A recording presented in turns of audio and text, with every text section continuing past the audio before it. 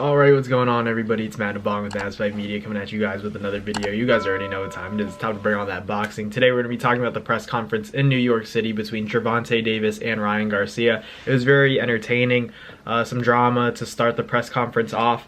The live stream was originally scheduled for 9:30 if you're on the West Coast in the morning, or 12:30 around noon if you're on the East Coast, and it didn't start any time near that. It started like actually around 2-ish, closer to 1:30 or around there, maybe even more than that. But Gervonta Davis showed up more than an hour late to the press conference. I believe it was at Madison Square Garden.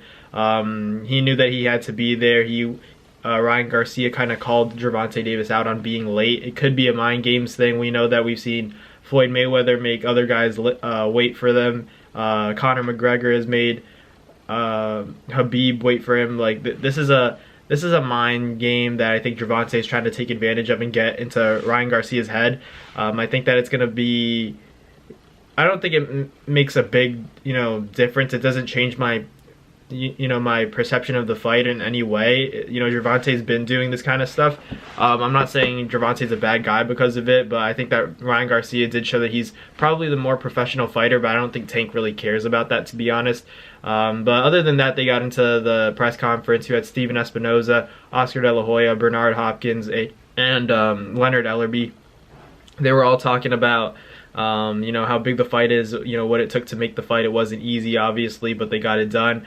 It sounded like from what even what Calvin Ford had to say, and Oscar De La Hoya obviously riding with his guy, but Calvin Ford even made it sound like Ryan really did make the fight happen. So I think that Ryan's gonna have to overcome a lot, and he knows that, but he was willing to take all the short ends of the stick to make the fight happen. So kudos to Ryan on sacrificing a little bit so that you could kind of put on for the sport of boxing, and for the future generation, make it not out of this world for the best to be fighting the best. He's putting boxing in the right direction for the future. In addition, I'm sure Gervonta Davis he's a part of the fight too, so you can't count him out. But like just listening to what everybody had to say, everybody mentioned Ryan kind of being very stubborn to the point where he wouldn't want any other fight besides the Gervonta Davis fight.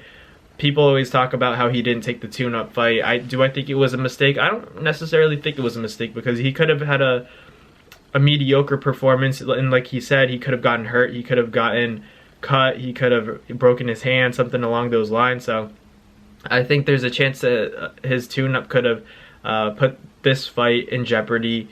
And it was just good to see the guys in front of each other. It was good to see them face off. Neither guy looks like they want to back down, and it's a good sign. It shows that no one's really scared of each other, and they want a good fight to go down. I was saying the fight's not official until these guys start their training camps and they face off. They faced off, so I'm pretty sure it's going to be official. It seems like the fight's a done deal. Obviously announced as a done deal, but we always get skeptical of if it's really going to happen and all of that. And I'm excited because they went all the way to New York, the Big Apple, and they made the face-off happen. The press conference itself was very entertaining. Calvin Ford was very emotional and enthusiastic as always.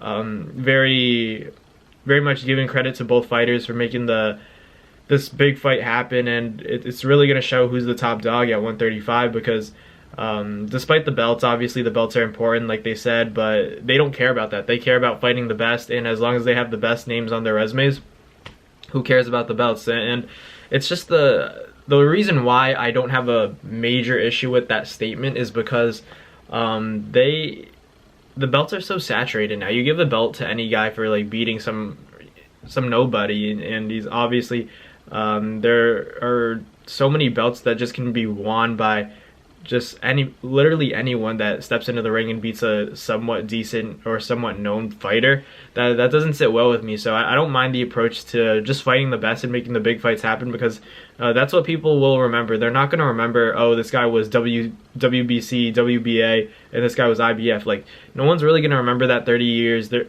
the line. People are going to remember, oh, Gervonta and Ryan fought that one time. It was a crazy fight. It led to a crazy rematch and potentially a trilogy fight. Those are the types of fights that go down in history. It's not always about the belts when it comes to legacy and just becoming a legend at the end of the day. But Gervonta obviously trying to get into Ryan's head. Ryan was asked about the prediction of 2 rounds, a knockout in 2 rounds, and Ryan said, you know, that's how I feel. And Gervonta said he's just talking out of his behind, if you will say. It was just entertaining to see the back and forth, and we'll see what happens next within the next press conferences. But it was just exciting to see Gervonta and Ryan Garcia, 2 of the biggest names in the sport of boxing, you know, face off officially. They were talking that talk, but Ryan didn't look shook and Tank didn't look shook. So I'm ready to go.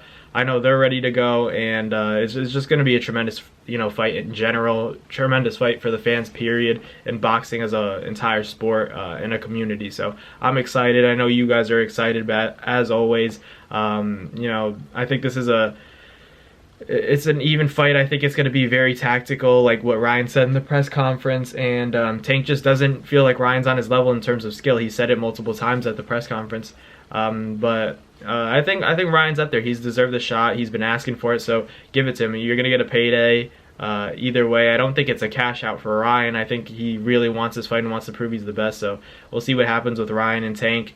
Obviously, I lean Tank, but I really do think it's a pretty even fight. So, you know, that's my prediction. I got Tank, but it's not going to be easy, and I don't think it's going to be in the first half of the fight by any means. So let me know in the comments who you guys have, Gervonta Davis and Ryan Garcia, and also tell me what you guys thought of the press conference. Was Gervonta kind of lame for showing up to the press conference over an hour late, and is Ryan the more professional guy, or does it not matter at all and we don't know what's going on behind the scenes? So let me know in the comments what you guys thought of that, and as always, I'll keep you guys updated with any intel I get, but I'll catch you guys next time.